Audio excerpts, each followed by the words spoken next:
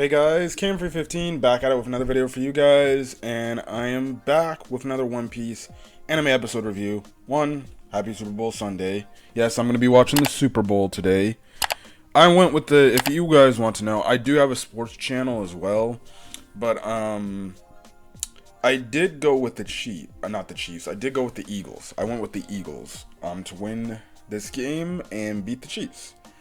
But moving on from that, we're here to talk One Piece this Sunday morning. If you're wondering why I didn't do it last night, and why you saw my hero go up last night, well, I actually went with my co-host, the Red Wolf, to go see Puss in Boots, so that's kind of why things got uploaded super late and stuff like that. But anyways, this was a solid episode of One Piece. We finally start Kaido versus Luffy, I believe round 4 now, because you remember, first time in the Flower Capital, then the second time was alongside the Supernovas, the third time was by himself, and now this is the 4th time he's fighting Kaido. So, we say, maybe third time's the charm, well, maybe fourth time is the charm. So Luffy is fighting. Kai is starting his fight with Kaido for the 4th time.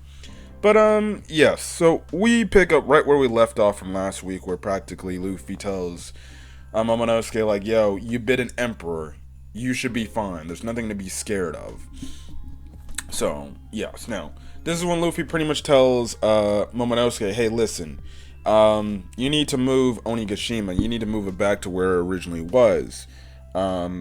So obviously Momonosuke goes and goes off to go do that, and now he can fly and everything. In the meantime, he also tells Yamao, that's what he calls Yamato. He tells Yamato, hey, go help him. I got this. I'll fight Kaido on my own. So that's kind of the thing there.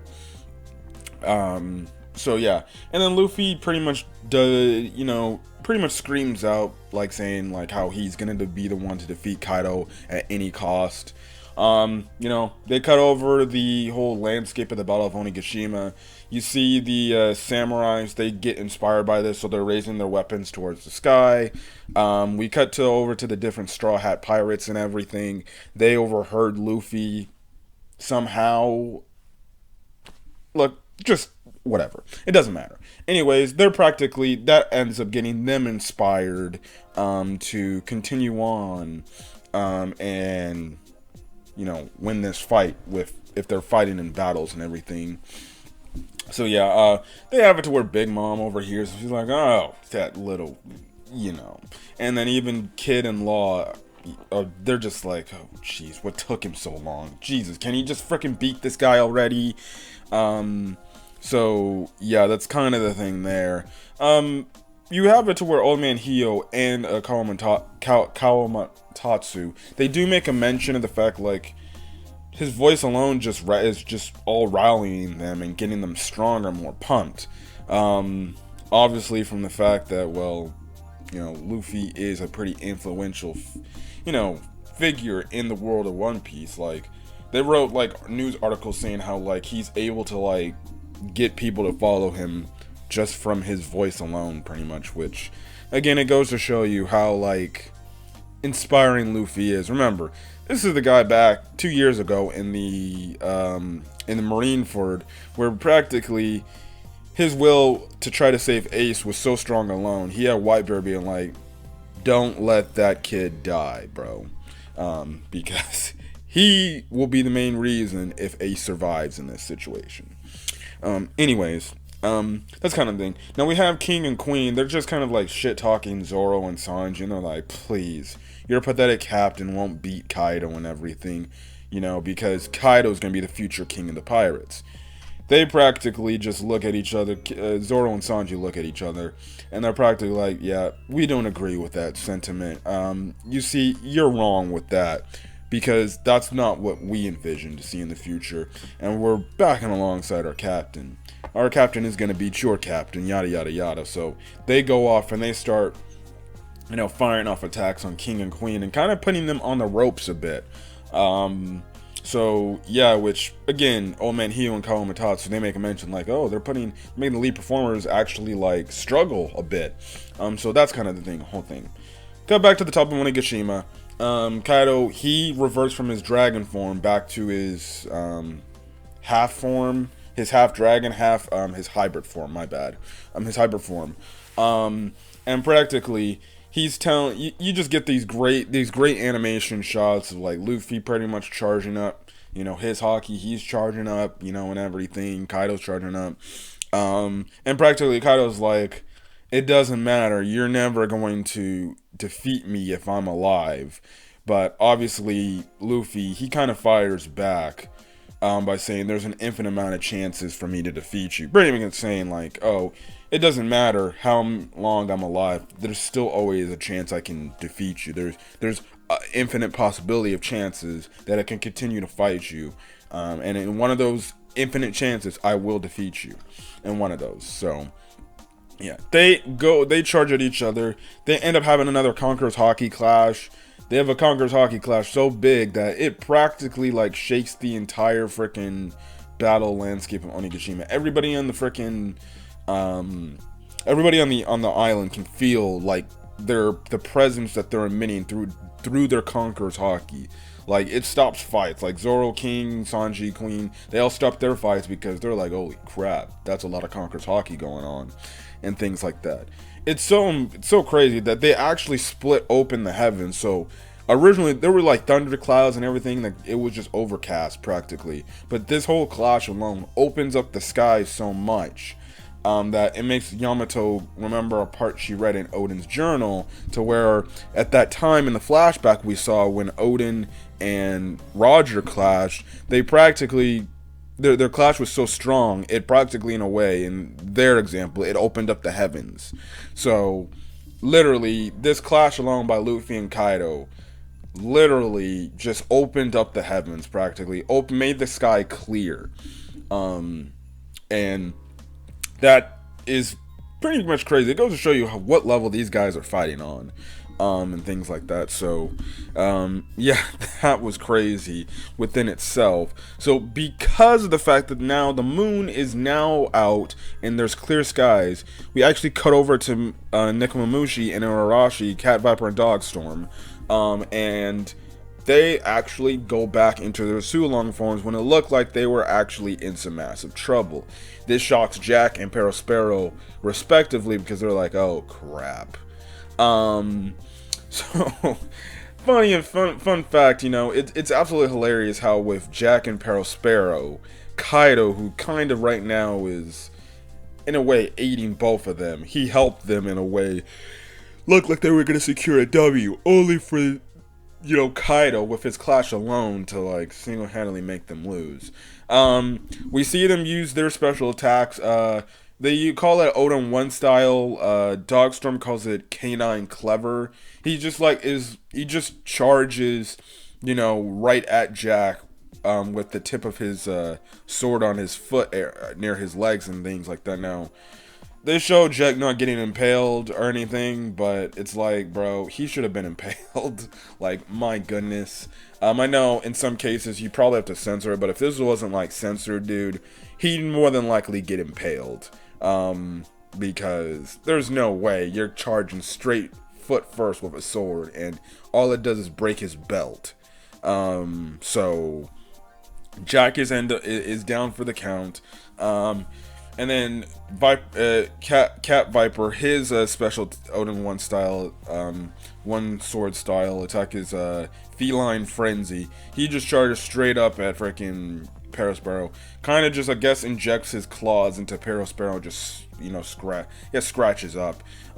They're both down for the count. So Cat Viper, he gets his revenge on Perospero, for what happened with Pedro and everything. You have it to where obviously Carrot, Wanda, and then I forgot the 3 musketeers from Zoe. He pretty much comes up and said, you know, Pedro would be proud of you for doing what you did and everything. But Cat Viper's like, yeah, you know, I would have loved to have a drink with him, you know, after this battle under the moon, but it is what it is. He pretty much tells him, listen, don't look at the moon. We don't want you going too long, things like that. So yeah. And after Dogstorm's battle, we cut to this little crevice in this one room, and we see that, oh, Orochi is still alive, yada yada yada. Yes, he's still alive because this guy's still sneaking around. Why? He's shocked that, like, oh, Jack, a lead performer, lost to one of the scabbards, but you know, he starts laughing because he looks like he has another plan up his sleeve. So that's kind of the thing there. In the meantime, the rest of the episode is kind of content to what freaking Luffy and Kaido are doing. We do cut over to Yamato after the clash and everything. Originally, I actually thought she was like starting to pass out because it seemed, I thought like, oh, the Conqueror's Haki was getting to her. But no, she looks like she almost was about to pass out because we actually find out she actually took a lot more damage from the Thunder Bagara than she initially thought. Like, her freaking head starts like just gashing blood, man. And things like that. So, you know, she thought she took the attack better, but no, she actually took a lot more. It seems like Thunder Bagara actually does a lot more damage than it originally thinks when you think you block it. But yeah. Anyways, Luffy is like, hey, Yamato, I'll handle Kaido. You go take that gutless idiot, that gutless fool over there, and you go stop Onigashima, pretty much. Momonosuke's like, gutless fool, as he's hiding in the corner. And then he's like, oh, shut up, Momo. You don't know what the hell you're talking about. Why are you hiding behind rocks, pretty much. So, Yamato climbs aboard Momonosuke and is like, alright, Momonosuke, let's go. Momonosuke still has his fear of, I guess, heights and things like that. Why at this point, I have no clue. At some point, man, you gotta get over it. I understand it's an 8-year-old kid, but shit, man, it's to save your own country. At some point, you gotta get over your fear of heights and being in the air and things like that, and you gotta go. Now, Kaido, he's like, you ain't going nowhere, Momonosuke and Yamato. You ain't going nowhere. You're gonna die right here, right now. So he charges at them both. Yamato's like, okay, Momonosuke, you get to flying right now. She makes another attack. She blocks Kaido's attack, and everything, but it looks like Kaido's getting a little bit of the upper hand, but then Luffy grabs Kaido from the back, wraps his legs around him, and he's like, and he tells Yamato, like, hey, Yamato gets pretty much the code that, you know, Luffy wants to take Kaido on by himself, and she does that, so he pulls Kaido back, and then Momonosuke, he falls. You know, Yamato goes with him. Practically, she gets back on top of where his horn areas are at. Get your mind on the gutter, people. Pretty much, she's telling him, listen, you can fly, Momonosuke. You can fly by creating clouds. And Momonosuke's like, creating clouds? Yeah, pretty much she tells him, listen, you just have to think of making clouds, and then clouds will form. The way they did it here was really beautiful. The animation in this episode was really good. This episode, I did like the animation for practically all the moments we got, all the big moments we got. This was obviously, I would think, one of the higher points of the episode in terms of animation, but it looked really freaking good. We have it where Momonosuke, he starts envisioning making clouds, and then he starts making the clouds, and now he's coming back up to Onigashima, and practically Yamato's like, yeah, the clouds you're making are called flame clouds. So yeah, last bit of the episode, practically Luffy and Kaido, they're fighting and things like that, but you know, Kaido's pretty much saying there's no chance in hell you're going to win. Onigashima is going to fly on top of the flower capital, and it's going to be called New Onigashima. These people that you think you're trying to save, that you'll fail epically, they'll all be my slaves, and they'll all die for me when I tell them to die for me, practically, and there's not a damn thing you can do about it, because guess what? Right here, right now, you're going to meet your end. You're going to die, Straw Hat Luffy. And obviously, that's where the episode ends off. That's kind of it. So we're continuing the fight with Kaido and Luffy. It seems like, you know, based on the next episode preview, we're gonna kind of go all around and things like that. We're gonna see Kaido versus Luffy stuff, Zoro and Sanji versus King and Queen respectively, and then apparently it seems like there's some danger to Onigashima, in the form of, I guess, these bombs that we see. I don't know. It is.